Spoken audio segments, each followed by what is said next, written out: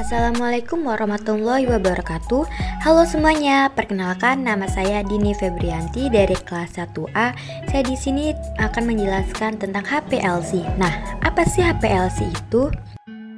HPLC yang merupakan singkatan dari High Perform Liquid Chromatography atau dalam bahasa Indonesia disebut kromatografi cair kinerja tinggi (KCKT) adalah suatu metode penyaringan molekul yang sangat teliti dan akurat menggunakan cairan bertekanan tinggi. Komponen-komponen campuran dialirkan melalui suatu kolom berisi fase diam dan khusus, di mana masing-masing komponen berinteraksi secara berbeda dengan fase diam tersebut. Akibatnya, kecepatan aliran masing-masing komponen menjadi berbeda, sehingga mereka terpisah satu sama lain dan keluar dari kolom pada waktu yang berbeda. Nah, di sini terdapat pengertian fase diam. Fase diam adalah bahan yang mengisi kolom HPLC dan berfungsi untuk memisahkan komponen-komponen dalam sampel berdasarkan interaksinya dengan fase gerak. Fase diam dibagi menjadi dua jenis, yaitu fase normal dan fase terbalik. Fase normal yang terdiri dari fase diam polar dan fase gerak non-polar, contohnya itu seperti silika, alumina, poliamida, dan PFP. Fase terbalik yang terdiri dari fase diam non-polar dan fase gerak polar, contohnya itu seperti silika C18, silika C8, silika C2, oktadesil silika atau ODS. Fase gerak berfungsi untuk membawa komponen-komponen dalam sampel melalui kolom dan berinteraksi dengan fase diam. Fase gerak HPLC biasanya berupa campuran pelarut organik dan air. Pelarut organik yang umum digunakan dalam HPLC adalah metanol, asetonitril, dan etil asetat. Air dapat digunakan sebagai pelarut tunggal atau dicampurkan dengan pelarut organik. Pengertian elusi, eluat, dan eluen. Elusi adalah proses pemisahan komponen-komponen dalam sampel berdasarkan perbedaan interaksinya dengan fase diam dan fase gerak. Eluet adalah campuran fase gerak dan komponen-komponen dalam sampel yang keluar dari kolom HPLC. Eluen adalah fase gerak yang digunakan dalam elusi HPLC. Eluen biasanya berupa campuran pelarut organik dan air. Selanjutnya ada tipe elusi. Tipe elusi adalah cara perubahan komposisi fase gerak selama elusi. Terdapat dua tipe elusi dalam HPLC, yaitu elusi isokranik adalah metode elusi yang paling sederhana. Pada elusi isokranik, komposisi fase gerak tetap selama elusi. Komponen-komponen dalam sampel akan terpisah berdasarkan perbedaan polaritasnya terhadap fase diam. Yang kedua itu ada elusi gradien. Elusi gradien adalah metode elusi yang lebih kompleks. Pada elusi gradien, komposisi fase gerak berubah-ubah selama elusi. Perubahan komposisi fase gerak dapat dilakukan dengan cara menambahkan pelarut organik ke dalam fase gerak secara bertahap. Pemisahan normal fase HPLC. Pemisahan normal fase HPLC adalah teknik kromatografi cair kinerja tinggi di mana fase diamnya lebih polar daripada fase geraknya. Ini berbeda dengan pemisahan fase terbalik yang lebih umum, di mana fase diamnya kurang polar daripada fase geraknya.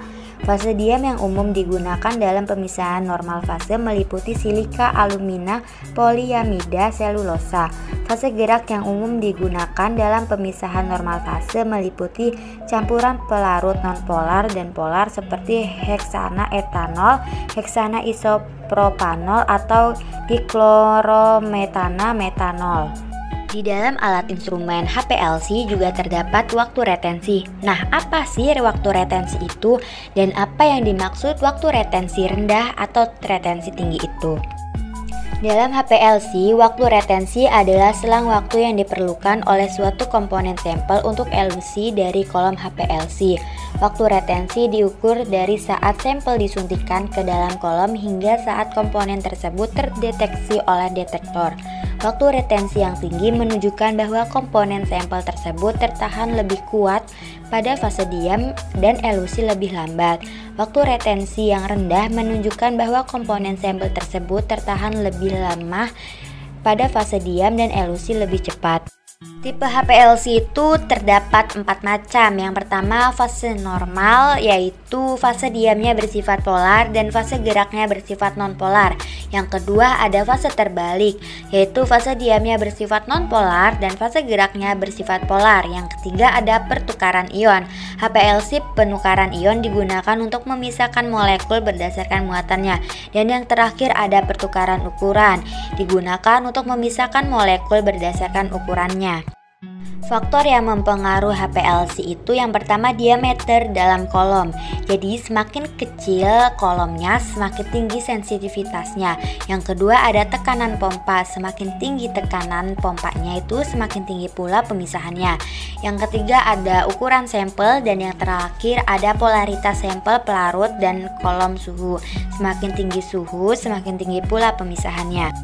Fungsi HPLC itu yang pertama analisis obat, analisis polimer sintetik, yang kedua analisis polutan dalam analisis lingkungan, yang ketiga penentuan obat dalam matrik biologis, yang keempat isolasi produk yang berharga, yang kelima kemurnian produk dan pengendalian kualitas produk industri dan bahan kimia halus, yang keenam pemisahan dan pemurnian biopolimer seperti enzim asam nukleat, yang ketujuh pemurnian air, yang ke-8 prakonsentrasi komponen jejak, yang 9 kromatografi pertukaran ligan, yang 10 kromatografi pertukaran ion protein, dan yang terakhir kromatografi pertukaran anion dengan pH tinggi pada karbohidrat dan oligosakarida.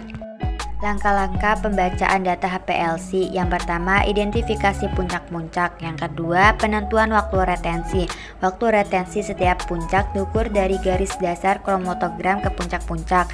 Yang ketiga, kalkulasi luas puncak. Luas puncak dapat dihitung secara manual atau menggunakan perangkat lunak integritas. Yang keempat, identifikasi komponen. Yang kelima ada kalkulasi kuantitas. Konsentrasi komponen dalam sampel dapat dihitung menggunakan kurva kalibrasi yang dibuat dengan standar. Bagian-bagian HPLC yang pertama itu ada penampung pelarut, yaitu untuk menampung fase gerak pelarut yang digunakan untuk mengalirkan sampel melalui kolom. Yang kedua itu ada pompa, berfungsi mendorong fase gerak melalui sistem dengan tekanan tinggi. Yang ketiga ada injektor, memasukkan sampel cair ke dalam aliran fase gerak. Yang keempat ada kolom, inti dari HPLC, tempat pemisahan komponen sampel terjadi. Yang kelima ada detektor, mengubah sinyal fisik yang dihasilkan oleh komponen sampel yang terpisah menjadi sinyal elektrik. Yang keenam ada sistem data, yaitu mengumpulkan dan memproses sinyal dari detektor menghasilkan kromatogram. Kelebihan dan kekurangan HPLC. Kelebihannya yaitu kecepatan, efisien, ketepatan, serbaguna, dan sangat tepat dalam mengidentifikasi dan mengukur komponen kimia. Kekurangannya yaitu biayanya yang terlalu mahal, kompleksitas, sensitivitas rendah, hanya bisa untuk sampel yang bersifat cair dan mudah menguap.